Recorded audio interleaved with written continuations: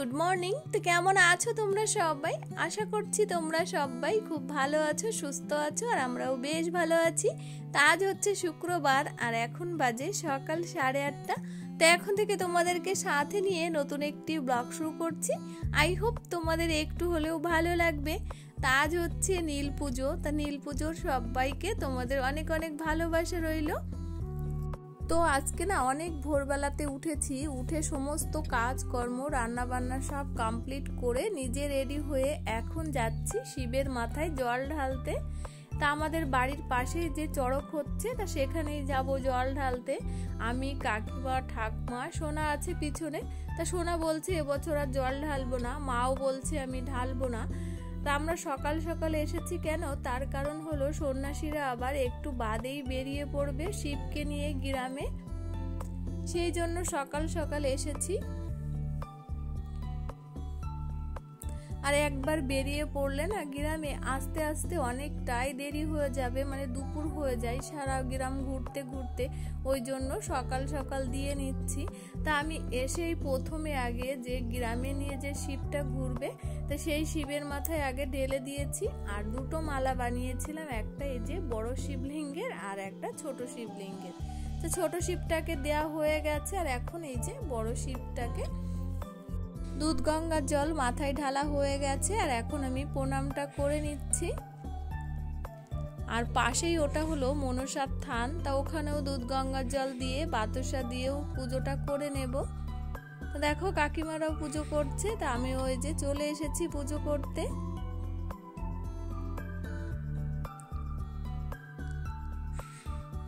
তা আমাদের চড়কটা না প্রতি বছর এখানে হয়। আর যেটা চড়ক গাছ ঘোরে সেটা হলো স্কুল মাঠ রয়েছে আমাদের এখানে, প্রাইমারি স্কুল মাঠেই হয়। তা সেটা হবে আগামীকাল, মানে এই গাজনতলা থেকে স্কুল মাঠটা পুরো ডন্ডি খাটতে খাটতে যাবে সব সন্ন্যাসীরা। তারপর ওখানে গিয়ে কাদা খেলা হয়ে তারপর স্নান করে তারপর চড়ক গাছ ঘুরবে।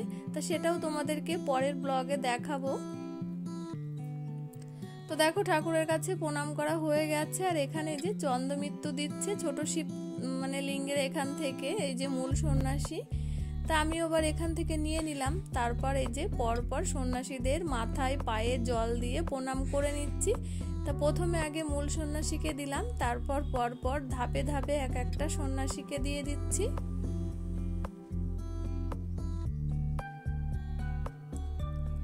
আর এবছর না অন্য বছরের থেকে বড় সন্ন্যাসীদের থেকে বাচ্চারা বেশি হয়েছে সন্ন্যাসী। আর এদের হওয়া দেখে সোনা তো একভাবে বলছে আমি সামনের বছর সন্ন্যাসী হব। আমি আবার ওকে বলছি যে তুই পারবি না, তা ও না একভাবে এই কথাই বলে যাচ্ছে। তো দেখো পরপর সব সন্ন্যাসীদেরকে মাথায় জল দিয়ে পা ধুয়ে তারপর প্রণাম করে নিচ্ছি। আর কাকিমাও আছে আমার আগে আগে। আর ঠাকমা বলছে আমি আর পা ধুয়ে দেব না সন্ন্যাসীদের, তোমরাই দাও, ওই জন্য আমরাই দিচ্ছি।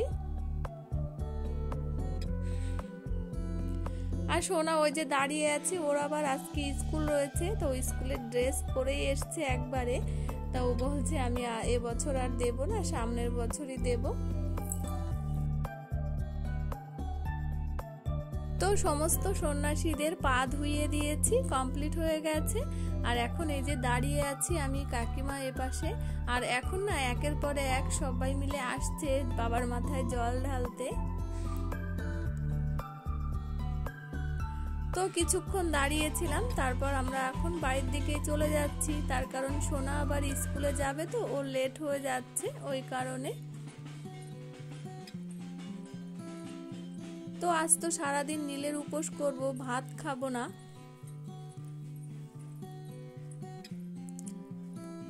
তো তাড়াহুড়ো করে চলে এসেছি, বাড়ির পুজোটাও দেয়া হয়নি। তারপর দেখো বাড়িতে চলে এসেছি, এসে এই যে বাড়ির পুজোটা এখন দিয়ে নিচ্ছি।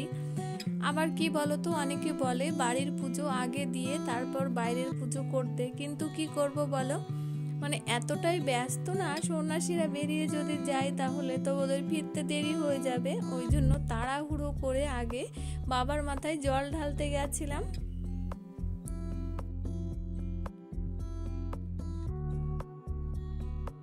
বাড়ি এসে পুজো দিয়ে বাইরে বেরিয়ে এসে দেখছি সন্ন্যাসীরা অলরেডি গ্রামে শিব নিয়ে বেরিয়ে পড়েছে।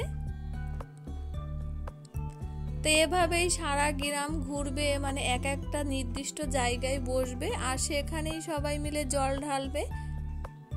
তো তারপর দেখো দুপুরে রান্না করে নিয়েছি, আর সকালে ডাল করেছিলাম, আর এখন পনিরের তরকারি করলাম।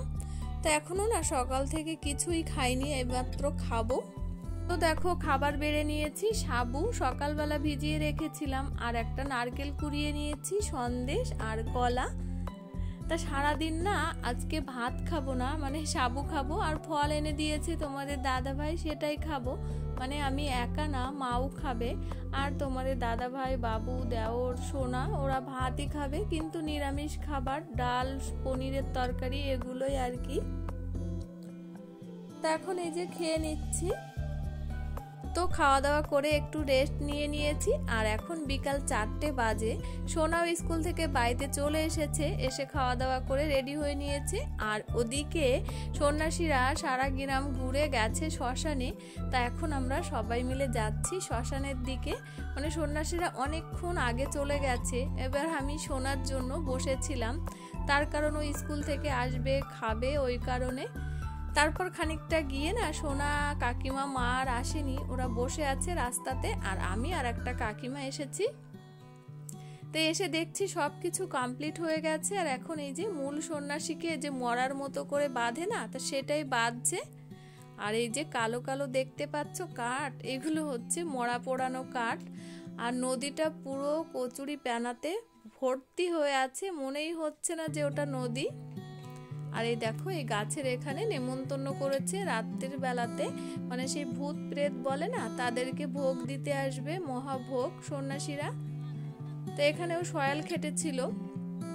আর এটা নতুন চুলি হচ্ছে, এখনো কমপ্লিট হয়নি। তা শ্মশানে না আমি এমনিতে আসি না, ভয় লাগে বলে। তা আজ অনেক লোক এসেছে, প্রচুর লোক, সেই কারণে এসেছি।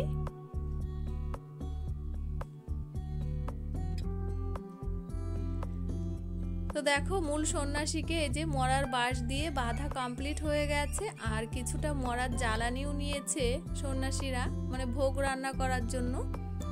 তো দেখো মূল সন্ন্যাসীকে কিভাবে বেঁধেছে। তো এখন শ্মশান থেকে মানে গাজনতলা পর্যন্ত এভাবেই নিয়ে যাবে মূল সন্ন্যাসীকে, অন্য সন্ন্যাসীরা এই যে ধরে কাঁধে করে। আর ওই বাঁশটা কিন্তু মরারই বাঁশ।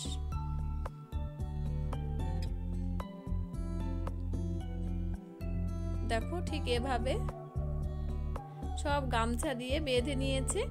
আর কি বলতো, এক এক জায়গার চড়ক কিন্তু এক এক ধর্মের নিয়ম অনুযায়ী হয়, আর আমাদের এখানে এভাবেই হয় নিয়মটা।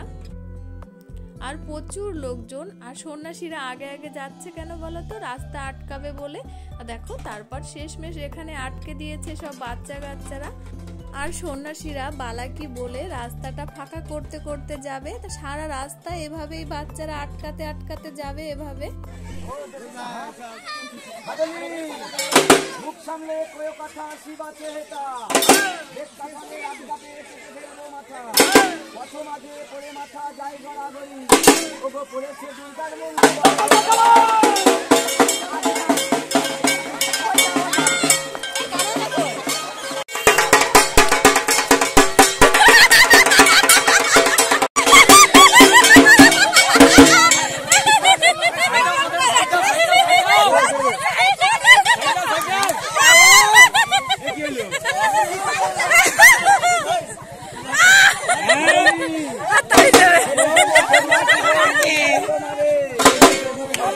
আর এখানে বাচ্চারা নাচ করে এভাবে রাস্তা আটকে দিয়েছে সন্ন্যাসীদের। সন্ন্যাসীরা বালাকে না বলা পর্যন্ত ছাড়বে না।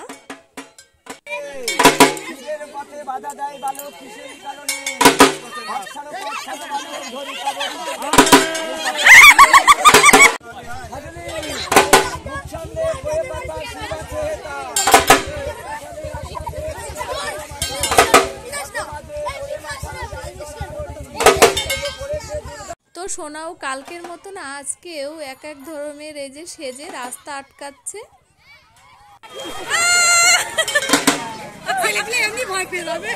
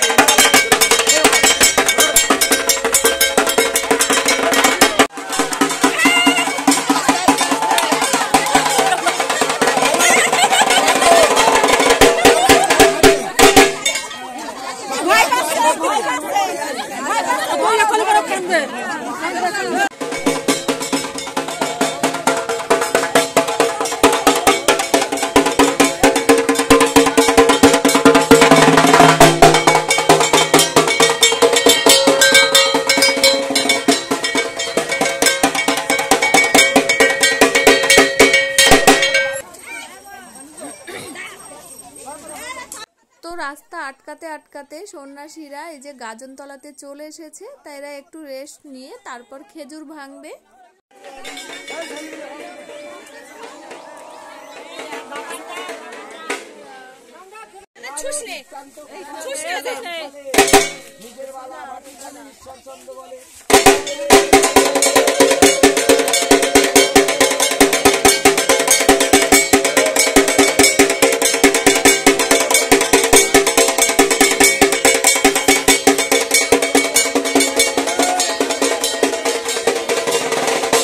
তো এই হলো খেজুর গাছ। খেজুর গাছটা কিন্তু ভীষণ বড়, তোমরা দেখে বুঝতে পারছো কি জানি না। আর মাথাটা না একেবারেই সরু হয়ে গেছে, ভীষণ খারাপ অবস্থা আর কি।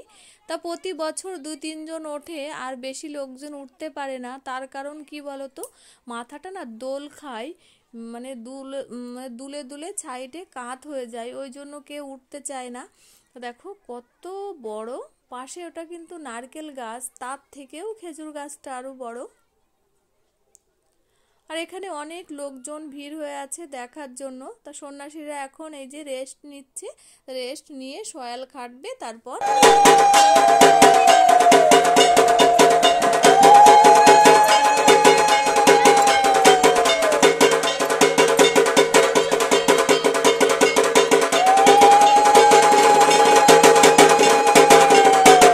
কপালটা এতটাই খারাপ, মানে গাছটার ভীষণ খারাপ অবস্থা, মানে দুজন উঠেছিল, তা দেখো উঠে আবার নেমে পড়েছে।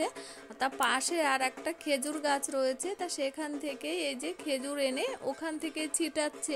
কিছুই করার নেই, মানে প্রতি বছর ওঠে, এবছর আর উঠতে পারলো না। গাছের অবস্থা ভীষণ খারাপ, আর অনেক বয়স হয়ে গেছে তো গাছটার, সেই কারণে তা কি করা যাবে, ওই জন্য আর দেখাতেও পারলাম না তোমাদেরকে খেজুর ভাঙাটা। তো এভাবেই ছিটাচ্ছে সন্ন্যাসীরা এই যে। তো দেখো দুটো খেজুর কুড়িয়ে পেয়েছি, আর সবাই বলে এটা নাকি শিবের প্রসাদ, খেতে হয়। তো দেখো এখন খাচ্ছি, আর ভীষণ কষ, খেতেই পারছি না, তাও জোর করেই খাচ্ছি। আর যে দুজন সন্ন্যাসী গাছে উঠেছিল তারাও নেমে পড়েছে, আর এখন ওরা রেস্ট নেবে। তা আমরা এখন বসে থেকে কি করব, বাড়িতে চলে যাব, আবার রাতে আসব। দেখো এখন রাত হয়ে গেছে, এখন এই 8:30 মতো বাজে। তা আবার এসেছি এখানে গাজনতলাতে দেখতে। তা দেখছি সব গান হচ্ছে এখানে, সবাই গান করছে।